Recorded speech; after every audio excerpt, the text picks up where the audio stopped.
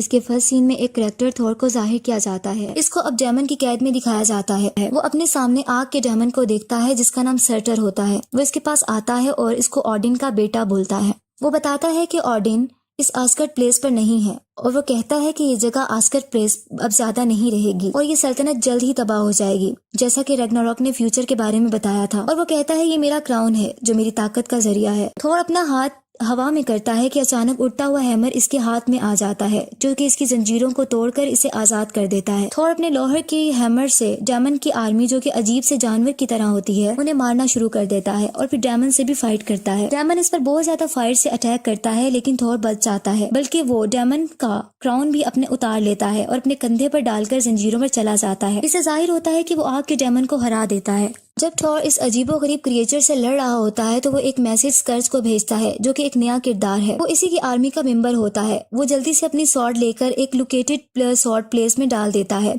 जिससे बायफ्रोस्ट जो कि एक ब्रिज होता है अर्थ और आस्कर्ड के दरमियान खुल जाता है और थॉर उड़ता हुआ वहाँ वापस आ जाता है स्कर्ज के पास। फिर वो स्कर्ज से हेमिडॉल का पूछता है। हेमिडॉल बायफ्रोस्ट का प्रोटेक्टर होता है, जिस पर स्कर्ज इसे गद्दार कहता है और वो कहता है कि हेमिडॉल गद्दार था और उसने ऑर्डन की ड्यूटी नहीं की थी। उसने अपनी ड्यूटी में लापरवाही दिखाई थी लेकिन वो ट्रायल से पहले ही डिसअपियर भी हो गया था। इसके बाद थॉर अपनी हैमर को घुमाता है और आस्कर्ड की तरफ उड़कर चला जाता है और बिल्डिंग के ऊपर से उड़ता हुआ जाता है। वो वहाँ जाकर देखता है कि एक स्टैचू हाथ फैलाए खड़ा होता है और वो देखता है कि बहुत से लोग एक प्ले की परफॉर्मेंस देख रहे होते हैं। थॉर वहाँ खड़े एक ओल्ड मैन को फादर कहता है जो कि इसका अडॉप्टेड ब्रदर लॉकी होता है जिसने इसके फादर का रूप लिया होता है। थॉर इसे फायर डेमन की स्कल दिखाता है और कहता है कि इसे वॉल्ट में लॉक कर दो ताकि एक बहुत बड़े जायंट की शक्ल ना ले ले और इस सियारे को तबाह ना कर दे। और अपने हैमर को हवा में फेंकता है और कहता है कि इसे कोई नहीं रोक सकता।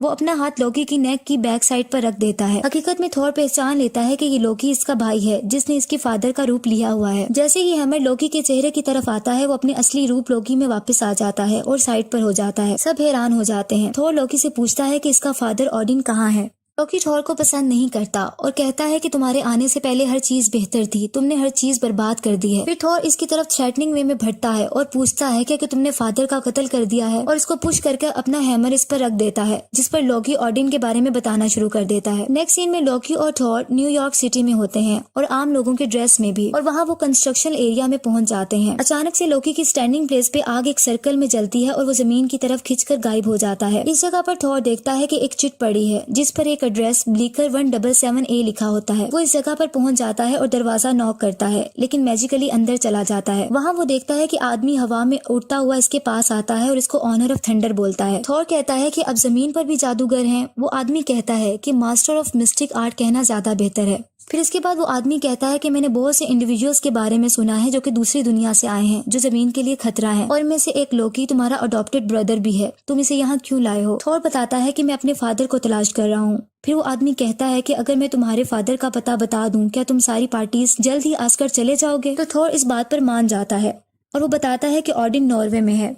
थॉर उस आदमी को अपने भाई को वापस लाने का कहता है और वो मैजिकली लॉकी को वापस ले आता है। उसके बाद वो मैजिकली ही एक ओपन एरिया में पहुंच जाते हैं। उस खुली जगह पर ऑडिन भी मौजूद होता है जो कि लॉकी और थॉर का फादर होता है और वो ब्लाइंड होता है। वो थॉर और लॉकी को कहता है मेरे बेटो, मैं तुम्हारा इंतजार कर रहा था। तुम जानते हो कि तुम्हारी माँ मुझे बुलाती है, मैं मर रहा हूँ। थॉर बताता है कि मैंने रैग्नारॉक को फायर डेमन को मारकर रोक दिया है। ऑडिन कहता है कि नहीं, वो हमारी तरफ अभी भी आ रही है और मेरा वक्त आ गया है। थॉर पूछता है कि आप किसकी बात कर रहे हैं? इस पर ऑडिन एक नाम लेता है और हेला कहता है और कहता है कि ये ऑनर ऑफ डेथ है। वो मेरी पहली बेटी और तुम्हारी बहन है और वो वायलेंट नेचर रखती है और मेरे कंट्रोल से बाहर है। मैं इसे रोक ना सका इसलिए मैंने इसे कैद कर दिया था। फिर वो बताता है कि हेला ने अपनी ताकत को आस्कर्ड से ले लिया है और एक बार अगर वो आस्कर्ड दोबारा पहुंच गई तो इसकी ताकतें लिमिटलेस हो जाएंगी। जब थॉर पूछता है कि क्या हम मिलकर इसे रोक सकते हैं तो ऑडिन कहता है नहीं, तुम्हें इसका अकेले सामना करना होगा। ये कहकर ऑडिन गोल्डन लाइट में तब्दील हो जाता है और पानी के ऊपर जाकर गायब हो जाता है। वो मर जाता है। इसके बाद थॉर बहुत परेशान होता है और इसके हाथों में थंडर लाइट निकलती है। अचानक से सामने से एक ग्रीन लाइट आती है और इस जगह से एक लड़की जिसका नाम हेला होता है जो कि मिथ के मुताबिक ऑनर ऑफ डेथ होती है आती है। वहाँ आकर लोकी और थॉर को अपने सामने झुकने का कहती है और कहती है कि मैं तुम्हारी मलका हूँ। जिस पर थॉर कहता है मैं ऐसा सोच भी नहीं सकता कि मैं तुम्हारे सामने झुकूं। इस तरह वो हैमर हेला के मुंह की तरफ फेंक देता है लेकिन हेला अपने एक हाथ से उसे रोक लेती है और उसको छोटे छोटे टुकड़ों में तोड़ देती है।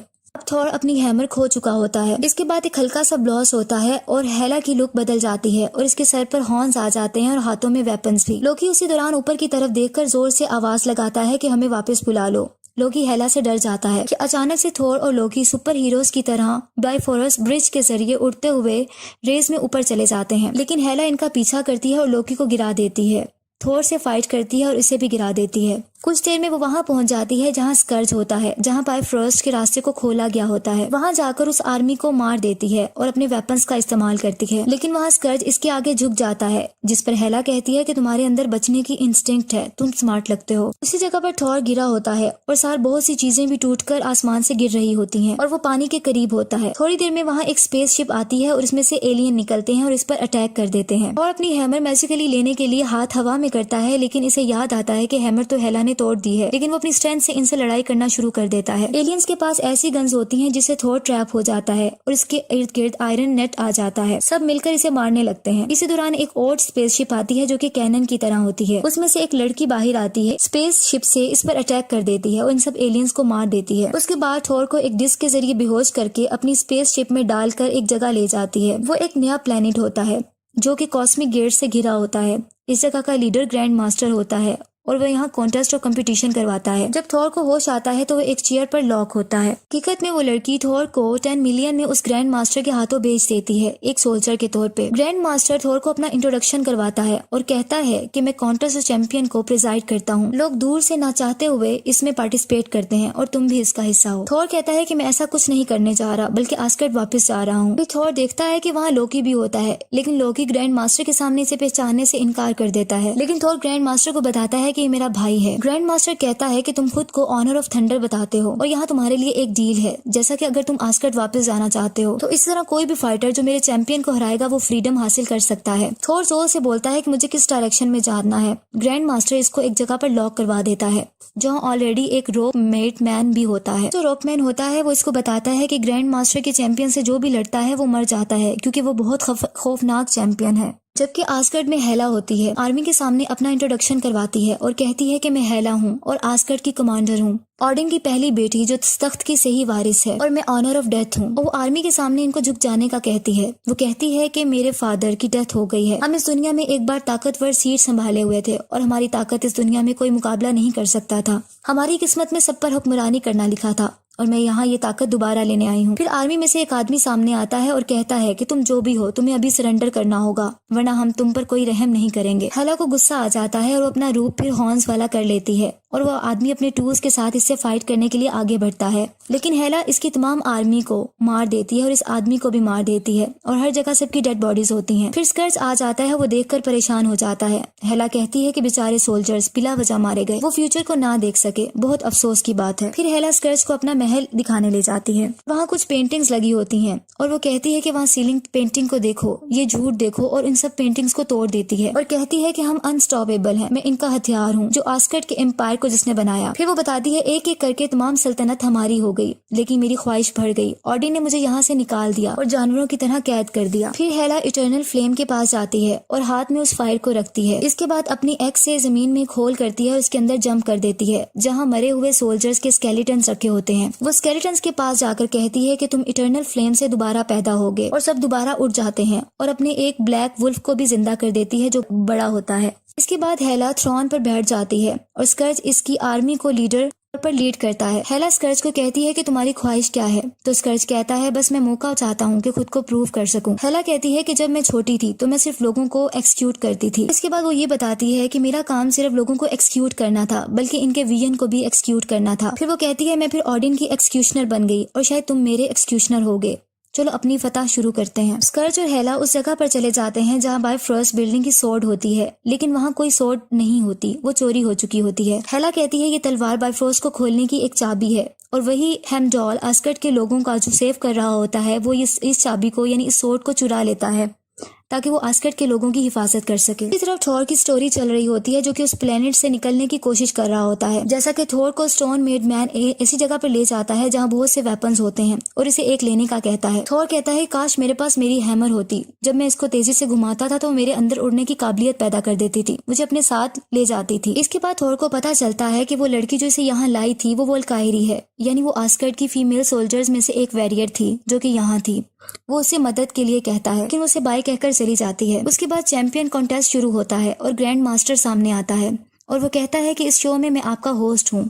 बहुत ज्यादा लोग शो देखने के लिए आते हैं और क्लैपिंग भी करते हैं। फिर दरवाजा खुलता है ऊपर की तरफ से और थॉर ऑनर ऑफ थंडर भी वहां आ जाता है और सब इसको वेलकम करते हैं। थोड़ी देर में इसका कंपटीटर सामने आता है जो कि ग्रीन कलर का होता है और उसका नाम हल्क होता है और वो साइज में थॉर से बहुत बड़ा होता है। जैसे ही थॉर उस बड़े आदमी को देखता है तो वो उसे यस बोलता है क्योंकि थॉर का ये दोस्त होता है बैनर। थॉर पर हल्क अटैक करता है और बहुत ही खतरनाक होता है, मुसलसल इसके चेहरे पर पंच मार रहा होता है। इसी दौरान थॉर को अपने फादर का विजन नजर आता है। थॉर में थंडर लाइट आ जाती है, वो अपनी स्ट्रेंथ से हल्क को दूर फेंक देता है और वो जीतने लगता है तो ग्रैंड मास्टर इसके डिस्क के जरिए इसको बेहोश कर देता है। नेक्स्ट सीन में जब थॉर जागता है तो वो देखता है कि हल्क इसके साथ है जो इसे बताता है कि मैं यहाँ क्विंजन स्पेसशिप के जरिए यहाँ आया हूँ। फिर थॉर उससे कहता है कि मुझे आस्कर्ड को मेरी जरूरत है और वो मेरा होम वर्ल्ड है, अगर मैंने उसे नहीं बचाया तो वो तबाह हो जाएगा। अब थॉर विंडो से बाहर देखकर आंखें बंद कर लेता है और उसे हेमिडॉल का विजन नजर आता है और वो कहता है मुझे तुम देख सकते हो, मुझे तुम्हारी मदद चाहिए। थॉर आइज को ओपन करता है तो इसकी आंखें ऑरेंज होती हैं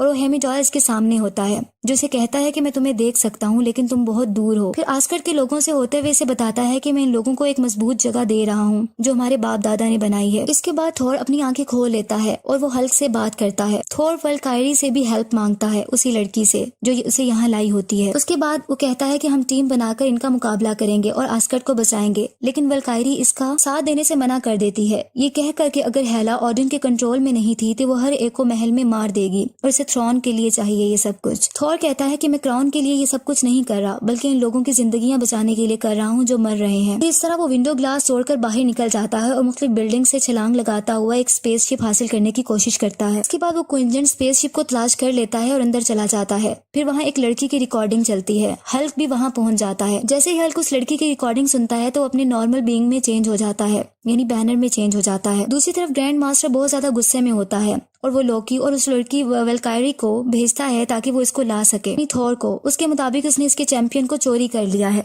लोकी और वल्कायरी ग्रैंड मास्टर का ऑर्डर सुनकर उसको लेने के लिए निकल जाते हैं। बाद में वल्कायरी थॉर की मदद के लिए तैयार हो जाती है और लोकी को कैप्टिव कर लेती है। वल्कायरी बताती है कि यहाँ से वार्म होल के जरिए से निकलने का रास्ता है। फिर थॉर को यहाँ से निकलने के लिए स्पेसशिप की जरूरत होती है जो कि वो ग्रैंड मास्टर की स्पेसशिप को चोरी कर लेता है। लोकी इनको बताता है कि मुझे ग्रैंड मास्टर के सिक्योरिटी कोड्स का पता है, लेकिन लोकी पर इतना यकीन नहीं किया जा सकता क्योंकि थॉर कहता है कि लोकी ने इसको बहुत बार धोखा दिया है। उसी तरफ अब अस्गार्ड में स्कर्ट सब लोग जो कि आस्कर्ड के लोग होते हैं उनसे बात करता है, उनसे पूछता है कि किसने बाय फोर्स स्वॉर्ड को चोरी किया है। हेला भी वहीं होती है और इसके पीछे बहुत बड़ा ब्लैक वुल्फ बैठा होता है जिसको इसने जिंदा किया होता है। फिर वो एक लड़की की तरफ इशारा करती है और इसे आकर लाकर जमीन पर गिरा दिया जाता है। वो लड़की रोती है। फिर हेला स्कर्ज को इशारा करती है कि इसकी जान ले ली जाए। ये सिर्फ लोगों को डराने के लिए करती है ताकि कोई इसके स्वॉर्ड के बारे में सब कुछ सच बता दे। इस दौरान एक लड़का सामने आता है और कहता है कि मुझे पता है कि स्वॉर्ड कहाँ है। बाद में पता चलता है कि स्वॉर्ड हेमिडॉल ने लोगों को बचाने के लिए चुरा ली है। फिर हेला स्कर्ज के साथ उसी जगह पर जाती है जहाँ हेमिडॉल ने सबको छुपाया हुआ होता है, लेकिन हेमिडॉल उसको पहले ही एक ब्रिज पर लेके जा चुका होता है जो कि आस्कर्ड के लोग होते हैं। इस दौरान वल्कायरी, थॉर और इसका दोस्त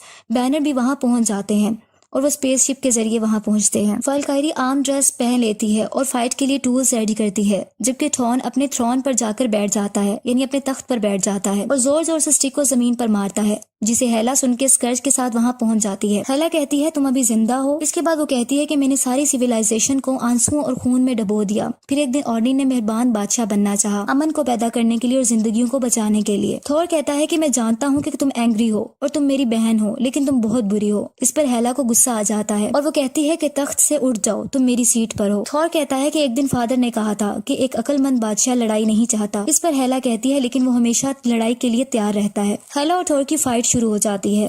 हेला इस पर अटैक करती है और इसकी आंख से एक उसको ब्लाइंड कर देती है। अब थॉर एक आंख से ब्लाइंड हो चुका होता है। हेमिडॉल सारे आस्कर्ड के लोगों को बायफ्रोस्ट ब्रिज पर ले आता है जो कि आस्कर्ड और अर्थ के दरमियान होता है। लेकिन वहाँ हेला का बहुत बड़ा ब्लैक वुल्फ भी पहुंच जाता है और उन पर अटैक करने लगता है। उसी दौरान हल्क, जो कि एक नॉर्मल बीइंग में आ गया था, अपने आप को दोबारा हल्क और बड़े आदमी में चेंज कर लेता है और वो वुल्फ पर हमला कर देता है। जबकि दूसरी तरफ विल्कायरा भी उस पर बराबर स्पेसशिप से अटैक कर रही होती है। स्कर्ज भी अपनी आर्मी के साथ हेमीडॉल पर अटैक करता है, ये कहते हुए कि तलवार वापस कर दो। वहाँ रॉकमैन भी आ जाता है, जो कि थोर का दोस्त बन गया होता है और आस्गर्ड के लोगों की मदद करना चाहता है। कुछ देर में एक और आवाज आती है कि मैं तुम्हारा सेवियर हूँ और मैं तुम्हें बचाने आया हूँ। सब देखते हैं तो वो लोकी होता है। वो सबको स्पेसशिप में बैठने का कहता है। लोकी अब थोर की हेल्प करता है आस्गर्ड को सिर्फ बचाने के लिए। अब थोर हेला के साथ फाइट कर रहा होता है कि अचानक से वो अपनी आंखें बंद कर लेता है और अपने फादर ऑडिन का विजन देखता है, जो कि इससे बात करता है। ऑडिन कहता है कि तुम्हारे पास दोनों आंखें थीं, लेकिन तुम आधी तस्वीर देख सकते थे। थोर कहता है कि मैं हैमर के बगैर कुछ नहीं कर सकता।